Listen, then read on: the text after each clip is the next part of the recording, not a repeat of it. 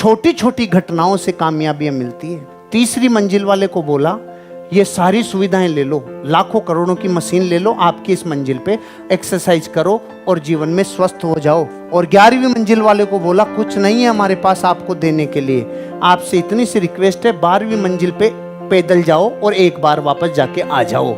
1 साल बाद जब दोनों का डिसीजन लिया, ये तीसरी मंजिल वाले नकारा थे। इनमें से एक भी आदमी ने एक्सरसाइज नहीं की जिसको सारी सुविधाएं मिली थी, और उन्होंने सिर्फ बेचारों ने सीढ़ी चढ़ना चालू किया। रोज सीढ़ी चढ़ के आया 12वीं मंजिल पे। उन सब लोगों का ब्लड प्रेशर, कोलेस्ट्रॉल, उनका ट्राइग्लिसराइड, ये सब 1 साल बाद चेक किए।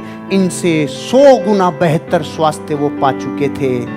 सुविधाओं से संपन्नता नहीं मिलती रे। छोटे कदमों के लिए जो राजी नहीं होगा वो बड़े कदम नहीं उठा पाएगा।